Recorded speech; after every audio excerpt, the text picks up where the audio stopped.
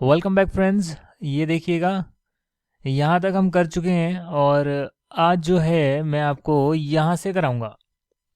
Section 79 clause B से कराऊंगा। Modification of charge, यानी चार्ज में अगर कुछ भी वेरिएशन है, कुछ भी चेंज है, तो उस केस में हम आरओसी को इन्फॉर्म करेंगे और वो जो चेंज है उसे रिकॉर्ड करेगा। बस यही प्रोसीजर लिखा है। Modification of charge, that is, there is a change in terms and conditions or change in the extent of charge etc. मतलब कुछ भी प्रकार का चेंज हो सकता है, उसे हमने नीचे लिख दिया है। लाइक इनहेंसिंग और decreasing the limit of the charge. जो भी चार्ज क्रिएट होता है उसमें लिमिट लिखी होती है। मान लेते हैं कि आपका जो है 1 लाख रुपए का एसेट है, पर जो चार्ज क्रिएट हो रहा है वो 20,000 का हो रहा है, क्योंकि आपने लोन 20,000 का लिया है।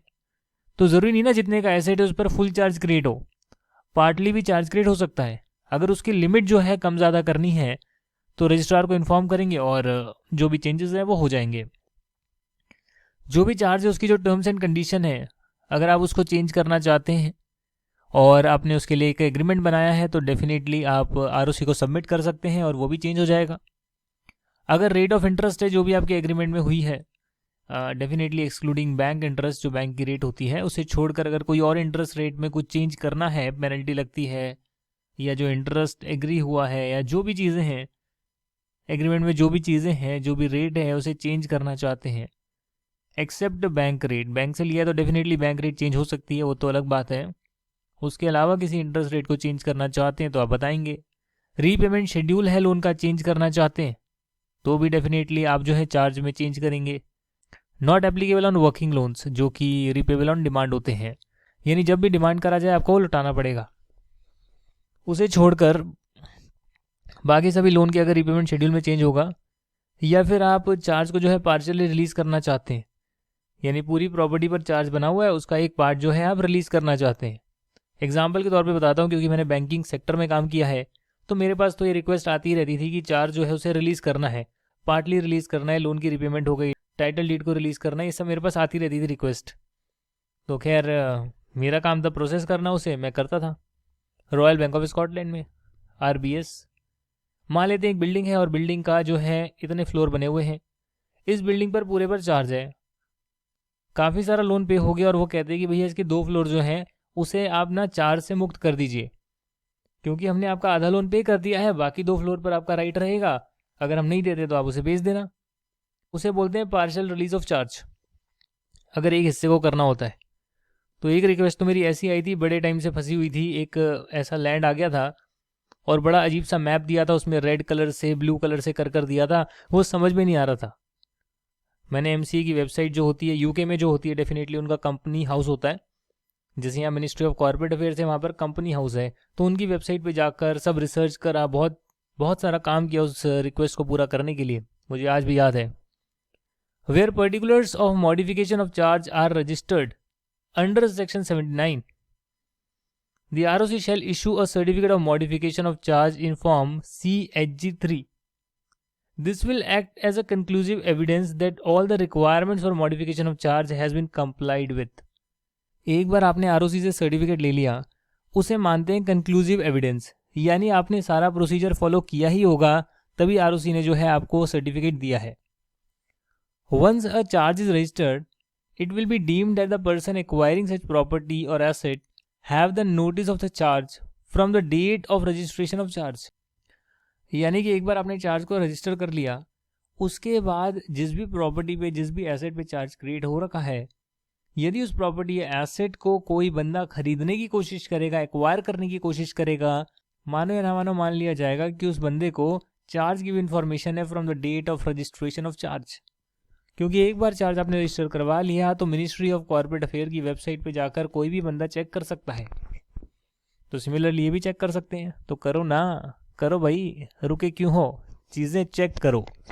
If a person purchase the asset, acquire interest in the asset without checking that a charge already exist on such asset in the register of ROC, then the company wouldn't be liable for any loss incurred by such person.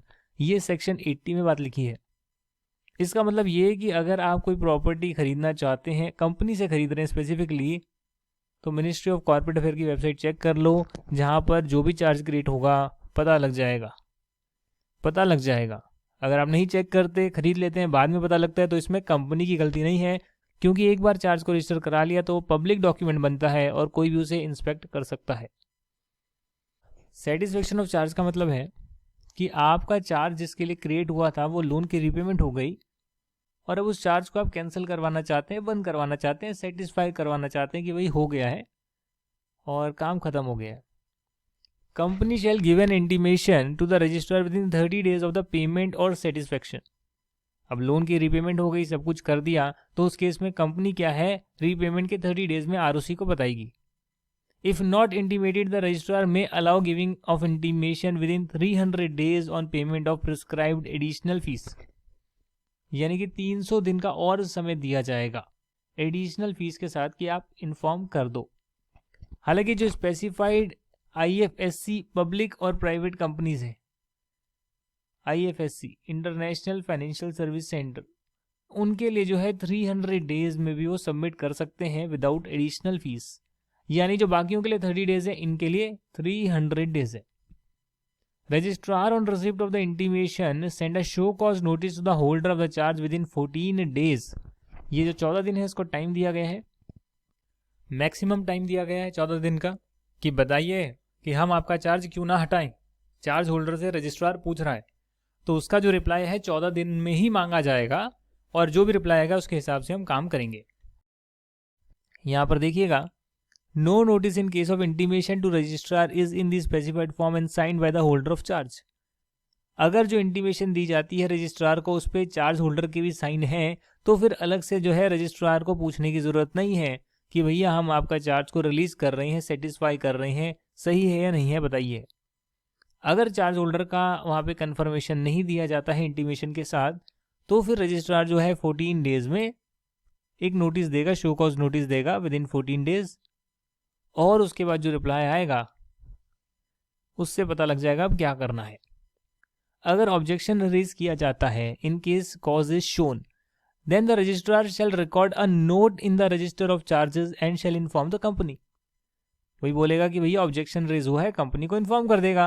और जहां पर no cause is shown by the charge holder, यानी उसको कोई दिक्कत नहीं है charge holder को, उस केस में ROC shall order entering of a memorandum of satisfaction in the register of charges, यानी जो रजिस्टर बना हुआ है, वैसे तो इलेक्ट्रॉनिकली होता है, उसमें आप कह लीजिए एंट्री हो जाएगी।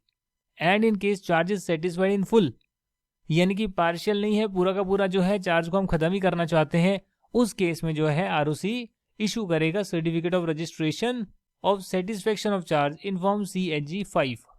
बोलेगा कि मैंने आपका जो सेटिस्फेक्शन ऑफ चार्ज है उसको रजिस्टर कर लिया है, और CHG 5 फॉर्म में जो है आपको इंटीमेट करेगा, कंपनी को इंटीमेट करेगा। यानी कि एक बहुत सिंपल सा प्रोसीजर बताया गया है जहां पर चार्ज को हम सेटिस्फाई करते हैं। Making entries of satisfaction without intimation from the company section 83। with respect to any charge, दोस्तों यहाँ पे लिखा हुआ है with respect to any charge if an evidence is shown to the satisfaction of registrar of companies that the debt secured by the charge has been paid or satisfied in whole or part, or that part of the property or undertaking charged has been released from the charge or has ceased to form part of the company's property undertaking, then he may enter in the register of charges a memorandum of satisfaction that the debt has been satisfied in whole or in part, or the part of the property or undertaking has been released from the charge or has ceased to form part of the company's property or undertaking। ये जो इतना complicated लिखा है ना दोस्तों, इसे मैं आसान बनाना चाहता हूँ, क्योंकि जब तक आसान बनाऊंगा नहीं तब तक मज़ा आएगा नहीं। ये कहते हैं कि भाई एक तो हमने देखा कि अगर आपका चार्ज सेटिस्फाई हो जाता है तो कंपनी इन्फॉर्म कर सकती है 30 days में, नहीं तो 300 days में, और उसके बाद जो है आरओसी 14 दिन में जो है शो कॉज नोटिस भेजता है कि आपको कोई दिक्कत तो नहीं है, चार्ज होल्डर से पूछता है, और अगर चार्ज होल्डर को कोई दिक्कत नहीं होती तो उस केस में वो जो है मॉडिफिकेशन ऑफ चार्ज जो है उसे रजिस्टर करता है, रजिस्टर में नोट डाउन कर लेता है। और अगर पूरा का पूरा चार्ज ही सेटिस्फाई हो गया है, मतलब पार्शियल नहीं फुल ही जो है सेटिस्फाई हो गया है, तो उस केस में सर्टिफिकेट भी इशू कर देता है। अब यहाँ कहते हैं कि अगर कंपनी इन्फॉर्म नहीं करती है तो उस केस में क्या होगा, उस केस में भी अगर रजिस्ट्रार के पास ऐसी इन्फॉर्मेशन आती है कि जो चार्ज है वो सेटिस्फाई हो चुका है पूरा या पार्टली, या फिर जिस प्रॉपर्टी पर, जिस अंडरटेकिंग पर चार्ज क्रिएट हुआ था उसे जो है रिलीज कर दिया गया है चार्ज से। बात समझ रहे हैं? यानी कि या तो आपने पैसा वापस कर दिया, ये कंपनी ने बोला भैया हम जो है आप पर जो हमने प्रॉपर्टी को लिया था, एक तरह से लोन देते टाइम हमने प्रॉपर्टी आपकी मांगी थी, उस पर हमने चार्ज क्रिएट करा था, अब हम उसे छोड़ रहे हैं, आप जो मर्जी कर लो। तो कंपनी ने क्या किया, उसे रिलीज कर दिया एक तरह से, है ना। बट रजिस्ट्रार के रिकॉर्ड में तो अभी तक चेंज नहीं हुआ है। तो यहाँ पर ये लिखा है कि अगर रजिस्ट्रार के पास इंफॉर्मेशन आती है, उस केस में जो है रजिस्ट्रार जो है रजिस्टर ऑफ चार्जेस में एक मेमोरेंडम ऑफ सेटिस्फेक्शन जो है उसे एंटर करेगा और वहां लिख देगा कि जो डेट है has been satisfied in whole or in part. भाई या तो क्या होगा, डेट जो है सेटिस्फाई हो चुका है पूरा या आधा जो भी है वो लिख देगा, या फिर पार्ट ऑफ द प्रॉपर्टी और undertaking has been release from the charge और has cease to form part of the company's property और अंडरटेकिंग। मतलब कि जो भी पार्ट प्रॉपर्टी का, अंडरटेकिंग का जिस पर चार्ज क्रिएट हुआ था, या तो उसको रिलीज कर दिया गया है या फिर वो अब कंपनी की ओनरशिप में ही नहीं है। तो जो भी केस है उस केस में रजिस्ट्रार है वो रजिस्टर ऑफ चार्जेस में वो मेमोरेंडम ऑफ सेटिस्फेक्शन में डाल देगा, मतलब कि एक इसका कॉलम बनाकर उसमें एंट्री कर देगा। आरओसी इन्फॉर्म भी करेगा दोनों पार्टीज को जो अफेक्टेड पार्टीज है with in 30 days of making the entry in register of charges in case charge is satisfied in full. मतलब पूरा ही चार्ज जो है पूरा का पूरा कंप्लीटली जो है हट गया है, कंपनी में जो चार्ज बनाया था अब वो चार्ज है ही नहीं, एग्जिस्ट ही नहीं करता। भले ही या तो आपने लोन पे कर दिया हो पूरा का पूरा, भले ही जिसने लोन दिया उसने वो चार्ज पर अपना राइट छोड़ दिया हो। उस केस में रजिस्ट्रार जो है certificate of registration of satisfaction of charge issue करेगा। वैसे तो होना चाहिए certificate of satisfaction of charge, but ये कह रहा है कि सर्टिफिकेट इशू करेगा कि मैंने सेटिस्फेक्शन ऑफ चार्ज को रजिस्टर कर लिया है, और CHG5 में इशू कर देगा सर्टिफिकेट। सर्टिफिकेट का फॉर्म है intimation of appointment of receiver और मैनेजर। ये कौन होता है भैया? अगर मान लेते हैं भाई आपने लोन नहीं दिया तो फिर बैंक क्या करेगा, फिर जो फाइनेंशियल इंस्टीट्यूशन है जिसने आपको लोन दिया और बदले में सिक्योरिटी ली वो क्या करेगा, वो बाउंसर्स भेजेगा, बंदे भेजेगा, मैनेजर भेजेगा, रिसीवर भेजेगा कि भैया आप अगर लोन नहीं दे सकते तो अब हम आपकी प्रॉपर्टी को बेच के लोन लेंगे क्योंकि वो आपने सिक्योरिटी दी है। उन लोगों को बोलते हैं रिसीवर और manager. Section 84, if any person obtains an order for the appointment of receiver और person to manage the property which is subject to a charge. तो क्या होता है, इसके लिए आप डेफिनेटली अप्रूवल लेनी पड़ती है, अपॉइंट करना पड़ता है रिसीवर और पर्सन को जो कि मैनेज करेगा, मतलब कि अपने कंट्रोल में लेगा, इंडिपेंडेंट बंदा होगा और उसे बेचेगा, सेटल करेगा आपके क्लेम, बैलेंस अमाउंट बचेगा तो कंपनी को लौटाएगा। अगर उस पर्सन को अपॉइंट किया जाता है, परमिशन ली जाती है, डेफिनेटली ऑर्डर लिया जाता है कि भैया हम जो है अब चार्ज जो है उसे हम यूटिलाइज करना चाहते हैं। और if any person appoint such receiver और person under any power contained in any instrument, यानी कि उन्हीं को पावर दी गई थी कि आप खुद ही कर सकते हैं, या तो ऑर्डर लेकर आएंगे कि हम अपॉइंट कर रहे हैं, या फिर आपको ऑलरेडी पावर थी, आप अपॉइंट कर ही सकते थे और आपने रिसीवर या मैनेजर को अपॉइंट कर लिया कि भैया देखें हमारे पास पावर थी इस डॉक्यूमेंट के आधार पर, जो भी हमने एग्रीमेंट पहले किया हुआ था, और उस बेसिस पर हमारा लोन नहीं आया है और हमने रिसीवर, मैनेजर या जो भी आप कहना चाहें उसे हमने अपॉइंट कर लिया है। उस केस में जो है he shall give notice of such appointment to the company and to the ROC. कौन कर रहा है? जिसके पास पावर है रिसीवर या मैनेजर को अपॉइंट करने की। अब ये लिक्विडेटर नहीं है, जब कंपनी बंद होती है तो लिक्विडेटर अपॉइंट होता है, बट जब कंपनी चल रही है बट पैसा नहीं दे रही, उस केस में उसकी प्रॉपर्टी को बेच के पैसा वापस लेना चाहते हैं, तो वहां जो है रिसीवर या मैनेजर को अपॉइंट किया जाता है। और अगर ऐसा किया जाएगा, ऑर्डर या तो ऑर्डर लेकर आएंगे, ऑर्डर से करेंगे, अब या फिर जो है पावर ऑलरेडी गिवन है एग्रीमेंट में तो वो बंदा करेगा अपॉइंट, और कंपनी को और आरओसी दोनों को बताएगा along with copy of the order और instrument within 30 days from passing the order और मेकिंग द अपॉइंटमेंट। यानी अपॉइंटमेंट के 30 दिन में, या फिर ऑर्डर लेकर आया वो कि भैया आप देखो हम आपकी प्रॉपर्टी बेचेंगे, तो जो भी है जब भी हुआ है ये 30 दिन के भीतर आप दोनों को इन्फॉर्म कर देना। On payment of fee ROC shall register the particulars of the receiver or the person or instrument in the register of charges. तो ये जो भी चीज़ें हैं, जो भी रिसीवर है उसके पर्टिकुलर्स, जो इंस्ट्रूमेंट है जिसमें पावर दी गई है, वो सारी चीज़ें वो है रिकॉर्ड कर लेगा आपका ROC. On ceasing to hold such appointment, यहाँ पर अपॉइंटमेंट कर लेना आप, यानी अपॉइंटमेंट करा और अपॉइंटमेंट फिर खत्म भी तो होगा एक टाइम के बाद, तो जब अपॉइंटमेंट करा तो 30 दिन में इन्फॉर्म किया, और जब अपॉइंटमेंट खत्म हुआ तो उसके बाद भी आपने कंपनी और आरओसी को इन्फॉर्म कर दिया। ताकि जो है वो अपने रिकॉर्ड्स में जो है उसे मॉडिफाई कर ले। अगर कंपनी किसी भी प्रोविजन का उल्लंघन करती है तो सेक्शन 86 कहता है, यहाँ पर देखिएगा सेक्शन 86 कहता है पनिशमेंट फॉर कॉन्ट्रावेंशन।